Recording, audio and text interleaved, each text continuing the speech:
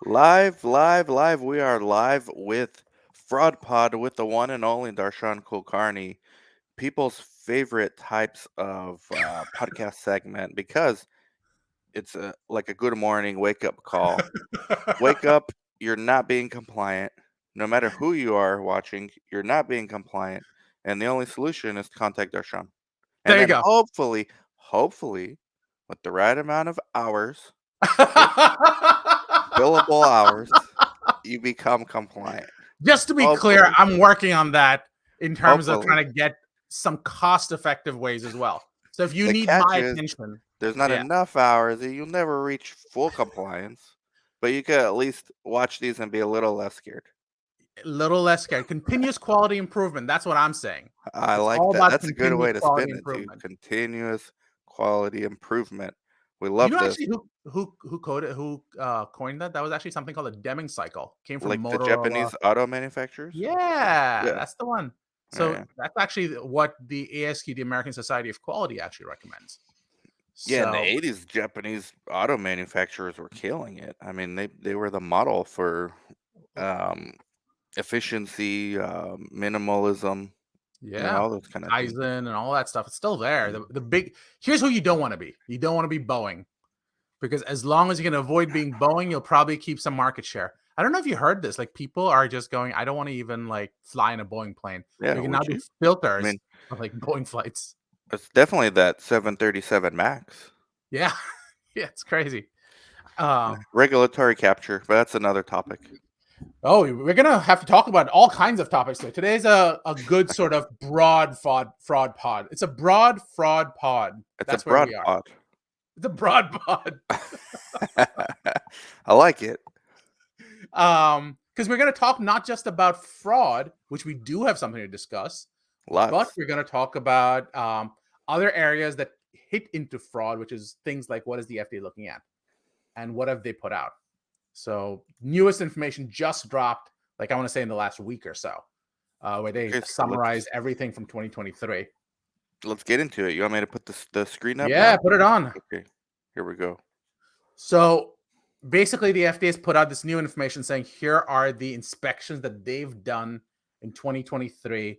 These are the types of inspections they were looking at. So let's see what CL stands for. CL is the investigator. So for CBER, there were 101. It's not CL, CI, clinical investigator. 101 inspections, 468 for CDR. CDRH, interestingly, had only 97. So your medical devices. Mhm. I guess no food inspectors, and vets technically had 15 as well. Have you ever done like a vet thing? Would you do a vet thing? Like animal studies? Yeah, yeah.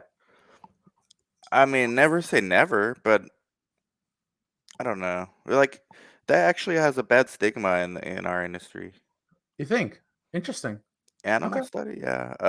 Don't they use beagles for like because Yeah, of their high pain tolerance and yeah. I mean, cosmetics and all that? because they don't complain as much, and that's such a ridiculous thing to do.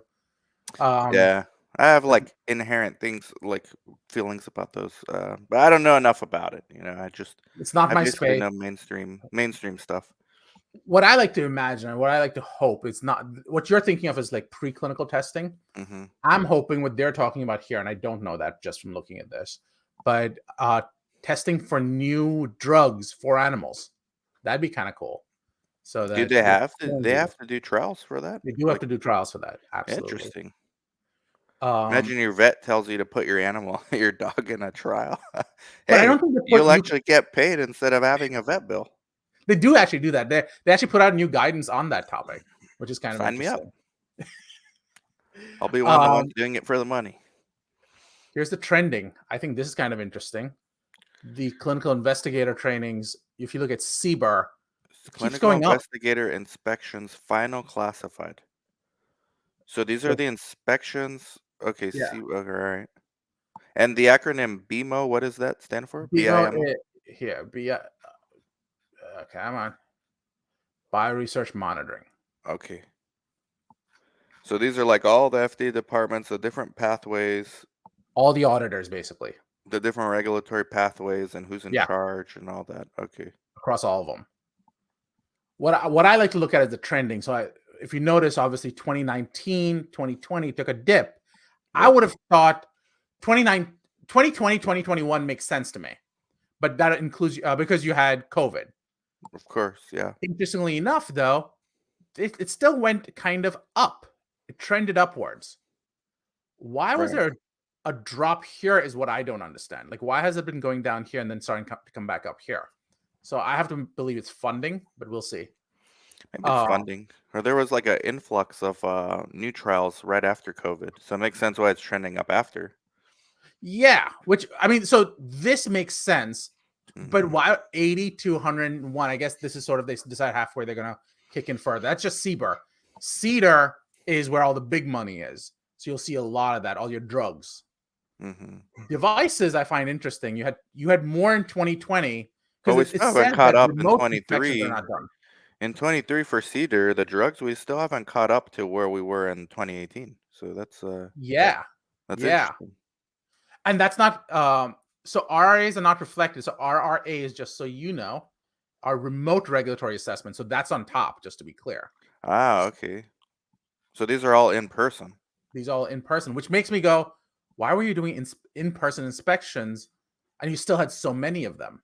But that's kind of interesting to me Hmm. in 2020, 21. Uh, Interesting. So anytime a site gets audited, like a PI gets audited, it's going to yeah, be in one of those numbers. correct. Correct. Okay. Correct. Correct. Um, then Cool. you've got your investigators, the observations. Here's what they keep finding fault with. Um, failure to comply with 1572. Basically, you guys didn't sign that stuff. Failure to follow the investigational plan. This is what your CRO should be looking at. So this shouldn't just be a investigator inspection. It should also be a CRO inspection. Why did they not? Now, if the CRO called them out and they didn't follow, that's a different problem. Um, inadequate case record histories and inadequate study records, inadequate subject protection and informed consent issues, Hmm. inadequate accountability of the investigational product. That's from the FDA. So do you actually have good controls? And we've actually talked about this in one of the previous ones where they were leaving the IP not behind locked doors. So that became problematic. Yep. And then safety reporting. Um, I'd be curious if anyone else has seen this. Anyone had any thoughts? Um, so this goes to if an action is indicated. No action indicated, voluntary action indicated, or official action indicated. So you're seeing an uptick in that as well. So no action, that's good. Voluntary action is everyone saying, you know what, I'll proactively take steps to fix things. And then here you're seeing basically, we think you're in deep shit. So I So think that's less kind of than interesting. 10. You can Yeah. count on two hands how many are in deep shit in the last Well, decade, basically. the FDA almost always wants you to do voluntary. They Okay. prefer that. So they try to push you towards that. But the non-action is surprising. I would think most would be voluntary if I had to guess. That's But what I would have thought the as well. data But shows opposite. yeah. It also shows that sites are trying. So that's a good sign, right? It's a good sign to Yeah. know And it shows that that before you get audited, like the CRO, you're supposed to in every contract we sign, hey, if you soon as you're notified of FDA audit, you need to let us know so we can make our as a sponsor, as a CRO, we can come in and clean up and help you guys. That's very at that point helpful. it's too late. At that point it's too late. You need to have a plan before that. In fact, the FDA put out a guidance on exactly that. How should you actually do and prepare for bioresearch monitoring inspection? And there's a whole guidance that they just put out this month, like in the last week, on Wow. this stuff. This is fresh, hot off the presses. Dude, it's fraud pod. You have to bring the latest stuff. Otherwise, you know what are you doing here? So what do they tell you? What are you supposed to do? You get a letter. What's different now? So it's not so much different. What they Oh, are talking about, and I'm going to bring this up on my Canva. your Canva, you're full AI now. This is Canva recently switched everything to like full AI. I don't know if I like the full AI. Ooh, self-regulation is voluntary action indicated. I don't know what that means. Approve. Approve. Explain yourself. You can just come in here and Explain drop a yourself. bar like this and then leave. It is a type of self-regulation if that's what you're trying to say. Absolutely. Ah, But Well, we all Um, self-regulate like the sites. I mean, yeah, I'm QA. We have people do QA. Like, there's a process. We discussed it before. yeah, Shout out to you, Clinical Trials. Give us studies, guys. Had yeah. to Go get to my Yuma. plug in. Yeah, come to Yuma. It's fun. Yeah, and if you have problems, come to Kulkarni Law Firm. We're good. Uh-huh. Um, so the big takeaway was I thought this was interesting. They called out the type of compliance programs they want to have used. So clinical bioequivalence, analytical bioequivalence. Oh, I meant that self-regulation at its best would always be voluntary. Yeah, I think that's true, but I think self-regulation is often not enough. I Spoken like think a true libertarian, approve. so they want IRB compliance programs, they want sponsor compliance programs. So this is what your inspectors are looking at. They want to make sure all of these are covered. And they want to see clear programs for all of this stuff. So if people want a copy of this, let me know. I'll send you a copy.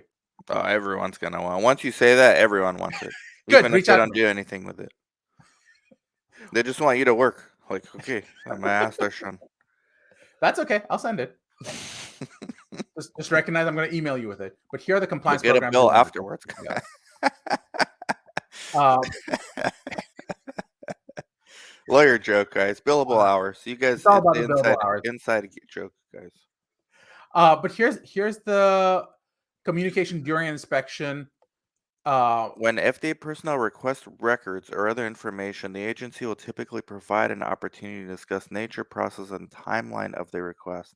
I mean, what is so new about this? Like, so it's that's the thing. First of all, let's be clear. The fact is, people treat guidances as gospel. The truth right. is, let's go back to the top. Here we go. Represents the current thinking, does not establish any rights, is not binding on the FDA or the public. You Hmm. may use an alternative approach. This is just here's what the FDA is kind of thinking. So, Kind of thinking. yeah, Enough to write a 100-page document. Oh, no, it's only it's not 16 100 pages. pages. Yeah, it's It's only only 16. 16. That's Yeah. fine. So, like, if the FDA asks, let's break it down. If the FDA says, hey, you know what? Like, one of our findings is inadequate records. Yeah, We see that you, for your subject medical history, you guys only put the bare minimum to ascertain inclusion exclusion criteria. right, You didn't put everything. We noticed, like, this patient had 200 pages. You only redacted 15 and put them right, in your Creo. Like, is that a right. finding? It could be a finding depending on whether the source documents would be considered to be adequate or not. But the appropriate response to that is tell me why you say that. Tell me what you'd like to see. Tell me what information you want. Because Mm, it's not because the truth is what most people think is happening is if FDA says something, it must be right. The right. FDA is asking a question in context. What's critical to understand is the context. So, for example, if they say you haven't put in enough information for what purpose? Oh, enough Mhm. information because you didn't give me the information for this efficacy endpoint that we were talking about. Well, that was never part of the goal. Well, it We might be more like you didn't give enough info. We understand with the records you provided, it meets the IE criteria, but we don't Yeah, know what's on those pages you didn't provide if it doesn't meet IE criteria. which is fine, and the truth is that's patient privacy. And here's our policy that says here's how we handle that information. If you I need us got to you. provide more information, give me context. We're happy to have that discussion, and we can do an appropriate kappa if necessary. But if not, we'll use that as notes moving forward. You don't want to commit to something without having a clear plan in place. And I always say this: the FDA will give you enough rope to hang yourself. So do not just overcommit because one of the biggest problems the FDA will see is overcommitting and under-delivering. So try to avoid that problem whenever you can. Producers, that was a 1 minute, 30-second viral clip. Thank you, Darshan. That was gold. That part right there was gold. There we go. We're gonna use this.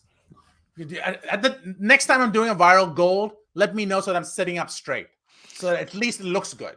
But then it will change it, like the universe, Yeah. it has a funny way of working. Oh, I believe you. So the big thing here is again the types of inspections. Notice the foreign versus the domestic as well. Um, so that's combined together. We're seeing voluntary versus non-voluntary. They went after the IRBs as well. as you're seeing here.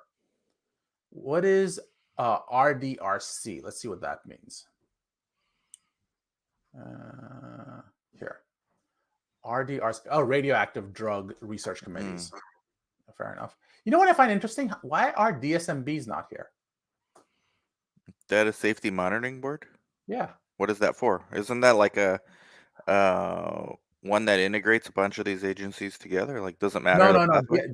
DSMB is who's often looking at the statistics and going, you know what? It would be unethical for this study to continue because the patients are doing so incredibly well, it's doing so incredibly badly. We need to stop the study. They actually had to do that with like Gleevec, for example. Okay. But isn't that board like integrated into all these other departments? Like not No, it's part a of totally different section. So okay. it's not actually part of the FDA at all. My point Okay. is, if you're auditing IRBs and you're auditing RDRCs, Mm. why are you not separately auditing DSMBs? So IRBs can be inspected. This is Absolutely. remember back in '05, '06, around that time, Coast IRB. Do you remember Oh this? yeah, That's dude. like a case study for attorneys, no? Like that's Yeah, we juicy use stuff. that a lot because they went after like three different levels. They did. I think it started from a site, but it went to the CRO, the IRB, and the sponsor, and everyone got dinged really badly in that one. Yeah, but that IRB, long story short, they were rubber stamping any protocol, even if they were unethical, just to get paid. Yeah, but that still happens. And I've spoken to IRBs about this, and they're like, if we don't do it, they're just going to go to someone else. So we try to be reasonable about what we can do, and that's going to become a problem as we It's a continue. slippery slope. It's a very slippery slope. What needs to happen is some level of either you go with us or the study stops. Like there needs to be some kind of you don't get to keep picking until you get the answer you want. Are those when the IRB has those talks with the sponsor before they're selected, are those documentations like auditable by the FDA? FDA? Yeah. Because who came in for Coast was the DOJ, right? They came. So so the typical way that would happen is that the FDA would go and they'd start finding problems. They'd go, explain this to me, fix this, fix this. Typically after that, you would fix this, fix this. Then they'll come back usually within 6 months or so going, look, we just want to make sure everything's okay. We're still seeing the same problems. What's going on here? Mm, You see this 1, 2, 3 times, they're going, it's not taking. So either we're going to do a warning letter or we're going to actually escalate all the way to the DOJ. I So see. Scary stuff. yeah. But here's what IRBs are being sort of audited for. Um, Failure to have minutes in sufficient details, vote actions, quorum issues, lack of initial or continuing review of research, the point you were just making. Failure to have majority of IRB members present for review. Failure to keep members of the IRB advised of research proposal that have been approved under an abbreviated protocol. So yeah, you got a general Well, if sense. any IRBs are watching, they're lawyered up to the gills. Oh So yeah. but we got to go to the sites who are naked. They're flying blind and naked here. Well, I think sites should understand how sponsors think as well. What the goal for Okay. me, I think, is having sites understand that they're not the only ones being targeted, that sponsors are also being audited, for example, but the numbers are vastly different. The difference is that sponsors, IRBs, lawyered up. Maybe we'll see Not that now always. with the Smaller sites. smaller sponsors are not lawyered up. Small sponsors are often flying even more naked than most sites. Really? Yeah. Yeah. Until they go public or raise another Un- round or something like a. until they have some money. And usually like the super small sponsors, they will avoid getting a lawyer until they get into some really deep shit, and then you're like spending a lot of time trying to dig them out, and they'll Yeah. question the heck out of you. They're going, is this really necessary? What is the downstream implications? And you're going, let's have that conversation, but there's a bigger issue to like, we need to fix the core issue here. Hmm. And inevitably I've seen, like, especially with the really small ones, they cross question you, like they don't think you know what you're talking about, so you have to first demonstrate. There's a lot of like proving to them that this is what you do. Mm. um Maybe less of an issue if you are a Hogan Lovells or like a huge law firm that charges more than I do, a lot more than I do. No, but like Cool Carney, everybody knows now. You don't Well, need to prove yourself. no, so I don't need to prove myself in most people in the industry who have been there.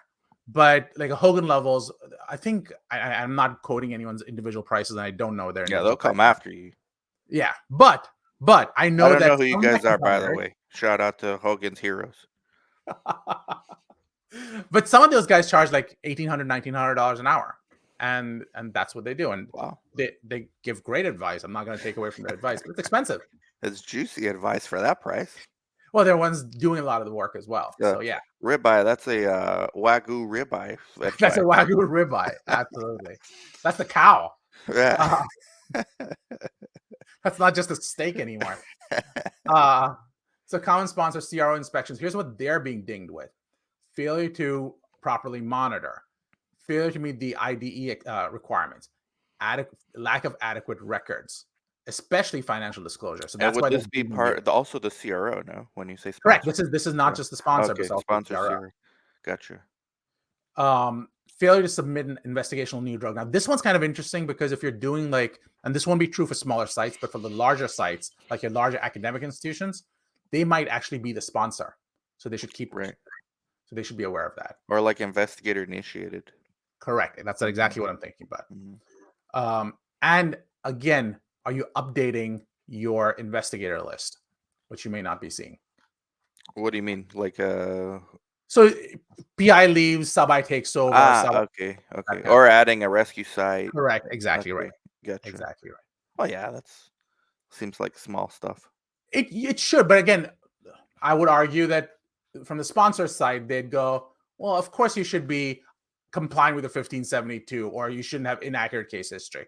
It all seems like small stuff until it adds up. Yeah, the complying with the 1572 doesn't make sense to me. That is doing research. Like, why throw that in there? It's like, Well, you this is know, a common problem. This is one of the most common problems.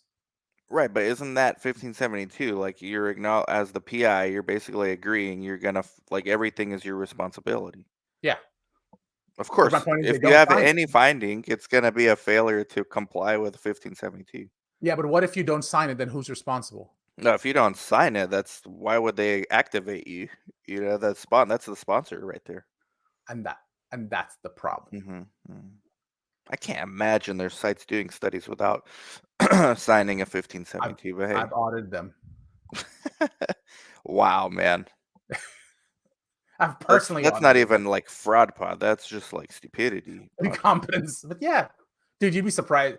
If you can think of something stupid, I assure you a lot of sites are doing it. Wow. Okay. Fair enough. Way to win over the audience too. Well, I'm not saying the sites are stupid. I'm saying that they don't know what the rules are. And that's why they should be coming to what's the thing we're doing again, Dan? Hogan's The- Heroes? Which No, one? not Hogan's Heroes. The site thing the Save Our uh Sites? no, not Save Our Sites. Shout out to The training program. saveoursites.com. Who? The training program that you and I are doing. Ah, the Site Owner Academy. There Where you go, Site Owner Academy. guys, yes, we're gonna make a formal announcement. Did you send all the modules yet? No, I've Okay, created two. I need to record okay, three more. But yeah. gotcha. I thought I was behind for a second. All right. No, you're good. Okay. I just want to show you what they look like, and they're the Yeah, they latest look great, man. Your face on it. I mean, it's amazing. one. Failure to submit an IND, inadequate subject protection, informed consent issues, which is again huge issue, right? Failure to notify FDA of termination of investigator. And here's what they're seeing. What I find interesting here is the number of audits that are happening. So in 2023, there are only 13 sponsor audits, which I think is kind of low. For sponsor audits. Yeah. Well, sponsor investigator audits. I guess technically that's a very specific list. Sponsor slash investigator. Like that would be like a That's like investigator the initiated trial. correct that kind of stuff. Exactly. Yeah. I guess this is more accurate. So about 100 So sponsor CRO. I have a quick question about that, man. So Yeah, you know how like a lot of these sponsors, especially the small ones, sometimes they're big too. yeah, They do like what's called a pilot study.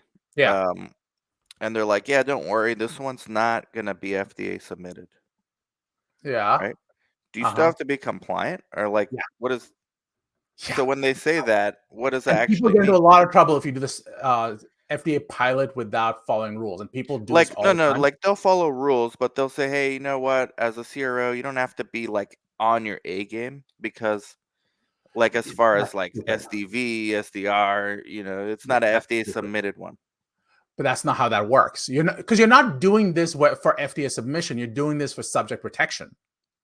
Correct. So as long as you're protecting subjects, but like, if your CRA doesn't collect all FDF's financial disclosure for them, okay, not a huge deal. It's a pilot study, right? At a practical level, is it as big a deal if it's going to be FDA submitted? Probably not as big a deal. But it goes to your policies, goes to your procedures, speaks to who Yeah. you are as a company. I don't know Yeah. how much I want to be associated with the site that Yeah, with the because I sponsor. never bought those things either. Like Yeah, we've been pitched, we have a CRO and we've been pitched yeah, pilot studies a lot, and that's usually yeah, like the sponsor's way of negotiating with you. Oh, like, don't charge us as much. yeah. No, that's no, Hmm. because you're exposing yourself to risk, and I wouldn't take that risk on. Yeah. Um, Inspections, then GLP ones, BABE. So this is not an area you guys do as much of, but do you know what a BABE study is? No. So Oh, bioequivalent, bioequivalent. Yeah. yeah, Hmm. bioavailability, bioequivalence. We've done pods on this. Have I we? believe 2010, 2011, we've done Damn, one. we're going back, I aren't we? remember. Inadequate record keeping, again, the usual stuff. PADE, what was that one? Well, I think we've got the big ones out of this one, right? So, Yeah. okay, so then let's go to this. I think this is kind of an interesting one, which is how should you? This is really, in many ways, how industry should respond and how the FDA is responding. Best practice of a communication between the FDA and industry in advance, during, and after inspection. If I was a site, I would read this. I would make sure you have Mm. policies Section 4 of pre and after. the fda.gov/media/1799027/download. Or you know what? I'm gonna put this into the comments. Actually, I can't. I Thank you. can't put it. Can you put it in the comments? Uh, I'll try. I'll send it to you a private chat, and then you can Oh, see. okay. I can't put. Perfect. Yep. So when a site gets a letter like, "Hey, we're gonna come audit. Please make yourself available."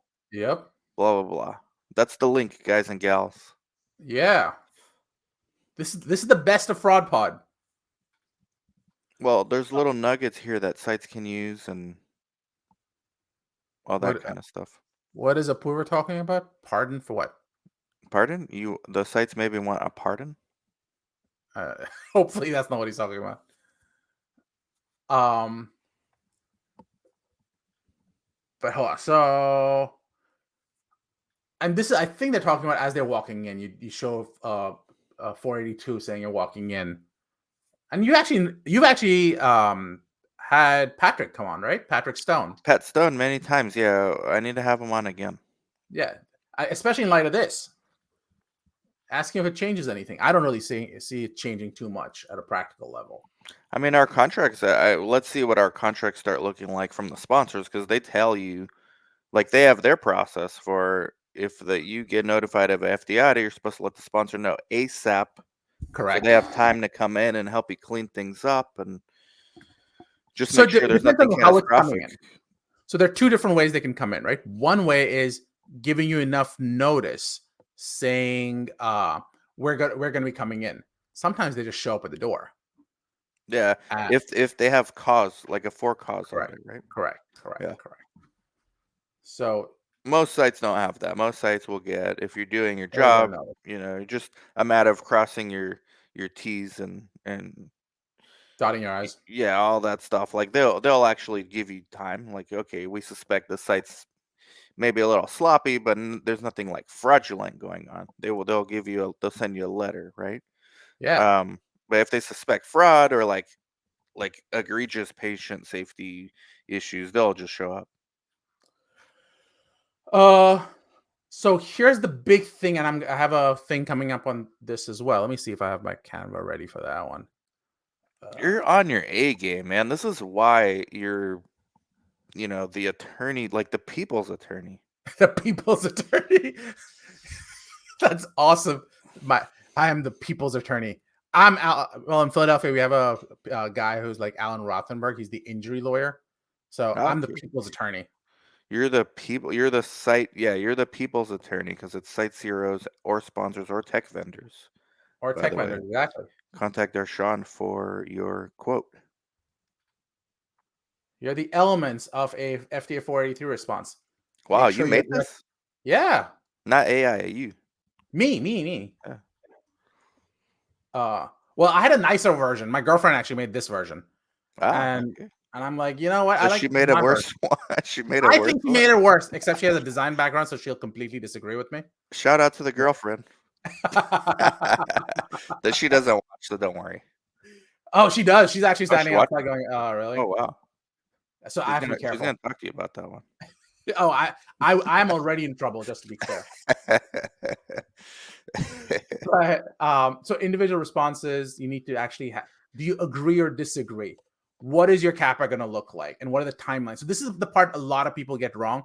Most people will do the corrective action; they will forget the preventative action, and almost everyone forgets to say how long will it take you to resolve this. Yes, you're right. Because I've done a few kappas in my Yeah. career, and I can't remember ever putting a timeline on it. Oh shoot! Did I close the wrong one? My bad. Let me I open that actually one. can't. I'm glad you brought up this slide, man. Because shoot, I may want this slide, man. How do I get this from you, man? Same thing. Reach out to me on Okay, LinkedIn, and I will make sure I get it to you. Just send me thank you, your man. email. That slide is awesome.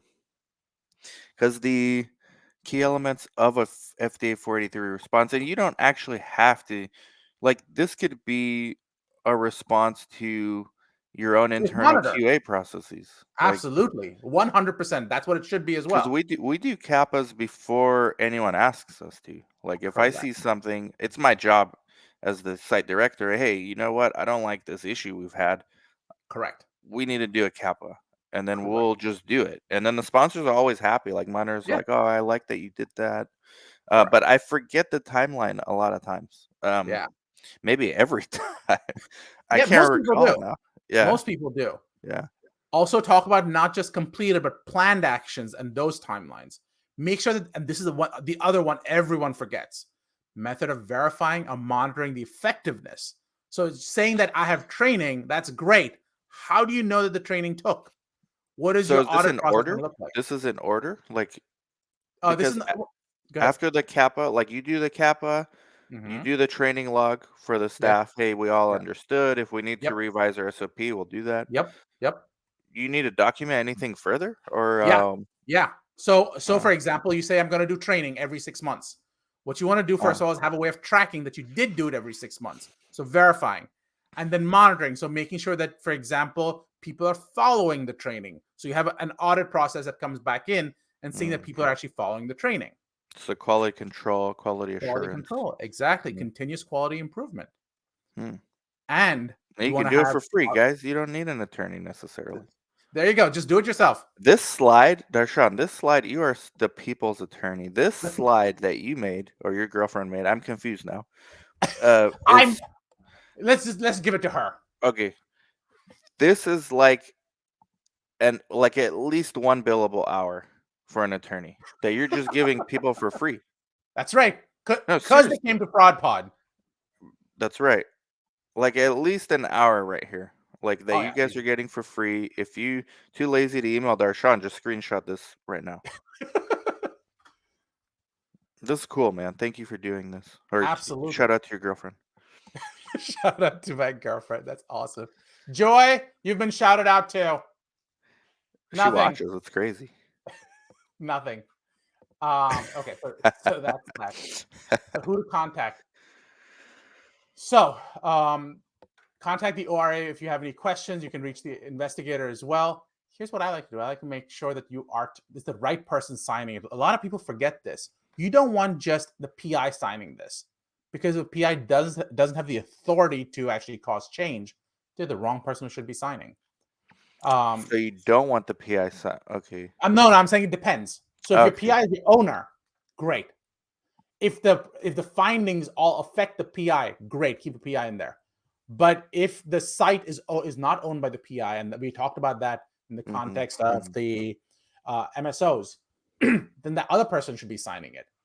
So you'd So, probably have like someone from the site that's like a decision maker, Yeah. and PI, right? And or again, I And like to or. minimize but demonstrate that we are taking this seriously. Wow, and or I forgot. You attorneys are trained like that's at least a year of law school, just and or Just and or. differences. Yeah. German's already finding value here. Great conversation. German, go out there and get an MSL, medical science liaison. Go to your sales reps right now that are bringing you guys sandwiches and say, hey, thank you for the sandwich. We need an MSL as well. What? What Shout are out you to German. talking about? It's a private conversation. He Oh, messaged me okay. yesterday. Yeah. Okay. Um, I advise MSLs, which is why I was like, wait, what are you talking about? Okay, there's Ah, a whole okay. discussion Send going them on. my way, man. MSLs? Yeah. They give you We'll have a studies. we'll have an not off label, offline conversation. Off the label's good to you. Take one and call me um, in the morning. take one and call me in the morning. Okay, so this is the latest guidance. Again, like I said, this came out literally last week. That's how cutting edge we are here on Fraud Pod. Hmm. And because, and I say this, but Dan disagrees, but because Dan likes shitting on sponsors, and Dan strongly disagrees. Uh, as an attorney, I can't just sit here and take that. Like, no, I Good, don't don't shit on. take it. Of course not. On the record, I do not shit on sponsor. I actually love sponsors. It's It's a CRO. some of the other middlemen I don't mind shitting on, and neither would the sponsors, by the way. But anyways, That's we digress. we digress. Dude, this is where you should have you. Did you ever see that FedEx ad where the guy goes, "I digress." Probably. Whatever. Fine, It's not whatever. coming to me. So this one, medical device manufacturer. Fraud. We're talking fraud pod. We should at least have something on fraud. Yeah. DOJ office put this Wow. out You in don't May mess with 29. them. You don't mess with these guys. May 29, 2024. So that is less than 2 weeks ago. Again, Wow. super cutting edge. They went after the chairman of this company, Spinal and device they went after manufacturer, it was a Innovasys. spinal device. They intended to influence a physician's judgment about which devices to select because even though that's illegal. And here's what they did. So you know how everyone talks about, oh, fair market value, blah, blah, blah. It's not a big deal, blah, blah, blah. The improper remuneration was provided in the form of consulting fees, intellectual property acquisition and licensing fees, registry payments and performance, shares in Innovasis, as well as a luxury ski resort, lavish dinners, and holiday parties for surgeons, their office staff, and family members. Allegedly paid consulting rates at rates far in excess of the fair market value. So Mm. you know when we have these discussions on does anyone care about fair market value? What is fair market value? No one knows. Well, here's what happens when Were shit goes these down. sites though? Like these investigators were sites No, this or is actually in overall. I don't know if there were sites or not, but the point is not whether they're sites or not. It's that they were getting paid above fair market value. right, like a PI would get if their PI is an investigator, Correct. they're gonna get paid and then they're gonna lump in their speaking fees and their consulting fees Correct. all into one And they'll price. say, "Well, you paid." I know, for example, in some cases, I've spoken to pharma companies about this, where there was a pharma company that said, "You know what? If you're going to do a presentation, we're going to pay you $10,000 for that talk." So I said, "Okay, so is that for the first talk?" Yeah. What about the 15th talk they do based on that same presentation? We still give you $10,000. Well, they spend nowhere close to that time the 15th time. Well, Right. we're still paying you that much. At that point might become a bit of a kickback. So sponsors, I know because our CRO was just asked for a list because they know we have like 80 something sites in our network, blah, blah, Right. blah. Hey, we need a key opinion leader. We need like Yeah. 3 key opinion leaders for this study we're doing. Can Right. you reach out? So sponsors love these triple threat research, private Correct. practice, aka prescribers, and speakers Yeah. or influencers in Yeah. amongst their peers, right? That's the triple threat. That's the coveted like unicorn key opinion leader. And And you have, these yeah. Mhm. so if you're a unicorn in your space, don't you deserve like disproportionate No, and payments? that's exactly so far in excess of fair market value. Even if you're a unicorn. Well, it doesn't matter because you're not a unicorn for the job I need. If Mhm. I'm paying you for, you can't be a unicorn because you're unique. can you do the job I want, and what is the fair market value for the job I want? But the job's plural because a But lot I'm of paying you these for only one job at investigators. a time. Okay, so each job on its own was in excess. Correct. Okay, that's different. Right. Okay. But you see this argument all the time with, like, say, and I'm making this up and I'm not picking on a specific company, but let's say you're one of the largest academic institutions in the world, and you go, I am a great doctor at this large academic institution. I Mhm. should be paid $10,000, well, $1,500 an hour. Dude, you're still a family practice physician. I don't care that you work at this large academic institution. So paying you $1,500 an hour for something that I'm paying a smaller site $300 an hour is above fair market value. Mm. That's how that comes into play. So But when I talk to sponsors, they go, "Well, I'm willing to pay the $1,500 here because I'm going to use him to say to be a author on the study that comes out, saying that he participated in the clinical trial. I don't even care if he enrolls anyone." or a medical writer, that's a separate budget. Correct. Well, he won't be the medical writer. They'll put a medical writer to hide it, to write it, and he will be a name on that as well. So the physician would be a name on it, And even that's not though. okay. So that might be problematic because you're overpaying and you are potentially doing it not because that's fair market value, but because you want to use them for marketing reasons. In I which case, see. paying for a marketing budget. And what is fair market value for that marketing work? So that's people Mm. tend to sort of lump it all together and go, isn't he a triple threat? You should pay more. Not how that works. What is fair market value for the service I'm offering right now? So each service is taken in a vacuum independently. Let's see Yeah. if this is Generally fair. speaking, yeah. Now let's go to the marketing. Let's see if that's fair. Yeah. Okay. As long as Um, that's how it works, then I think it's Generally fair. I don't speaking, have yeah. issues. I don't have issues Generally, with that process. so this one, um, they basically said, "We like you, doctor. We're gonna just you came up with some invention. I don't even know what invention it is. We're never gonna use it, but I'll pay you a licensing fee for it." That's a form of kickback because if you're never gonna use it, So that's a they huge. said we're never going to use it. Like, why would Well, they? they didn't ever. No, they didn't say that, but they actually never used it. That's what happened here. Mm. Innovasive also paid physicians to attend a company-sponsored conference held at a luxury resort in Deer Valley, Utah, which included the cost of travel, lodging, and high-end meals, among other things. During the relevant period, Brent Felix, along with his brother Garth, allegedly controlled or otherwise directed Innovasive's operations, strategic decisions, and agreements with surgeons who had allegedly received improper remuneration from Innovasive. Okay. So this is like influencer marketing for doctors. Yeah, yeah. If you're a doctor, right? Like a lot of things are going against you. You could be an influencer, but they're watching. It's So DOJ. also, if you want to do influencers, there are rules for influencers. FTC has actual rules that you have to follow. Hmm.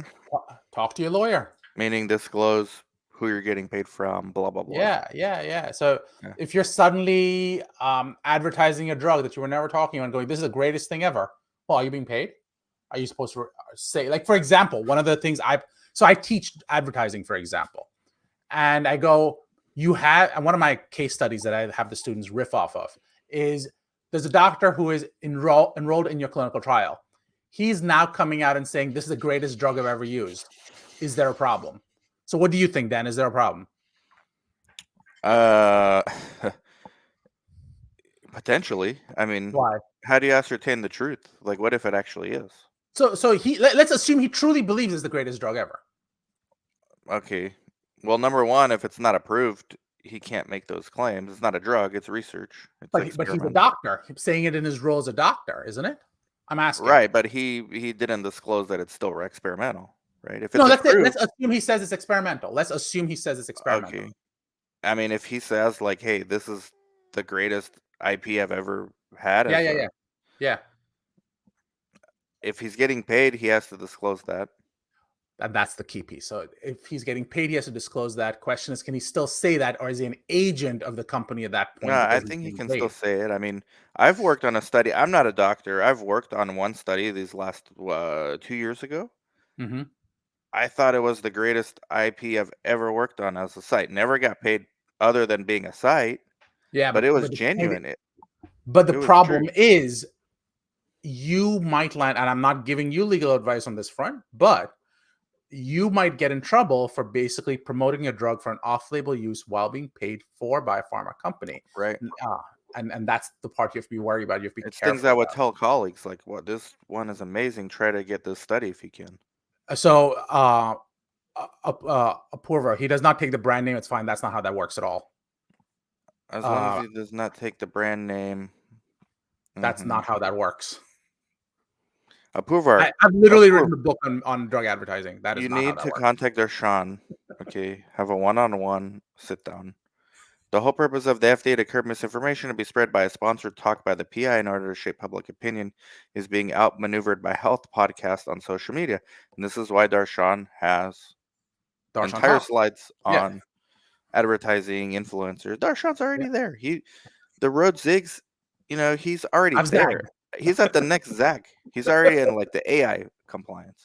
We're already talking AI right now. I'm actually I talking know a lot you. about telehealth. You and I have been talking about telehealth separately, but Mhm. there's a whole thing on, and I just attended a PRC conference, a promotional review conference, and they were talking about how drug companies may tie hands with telehealth companies because the telehealth company may be in that business. The problem, however, is that if the telehealth company is in that business and they're just technically speaking, the telehealth company may see the drug company as just a sorry, the drug company may see the telehealth company just as a distributor, but do they become an agent? Especially I don't know if you've seen these ads, but these telehealth companies go out and start advertising for completely off-label uses, and that becomes hugely problematic. So it's the same concept. Are you paying people either implicitly or explicitly to advertise your drug for off-label uses that are unproven and don't have the support for it? So there are whole guidances at the SIUU guidance and the CFL guidance and blah blah blah that talks about what are the limits to what can be said by whom and to what extent. So yeah, we can have Well, a whole thank you discussion on as that. always. Yeah, I gotta jump on another Zoom in a yep, minute, but always good. If you're watching on YouTube, this will be later on YouTube later today. Reach out to Darshan, linked underneath, and if you're watching live, we appreciate it. yeah. Thank you guys so much. Like, Thank you guys. subscribe, Take care. comment, share, and message Darshan. Bye bye. Thanks.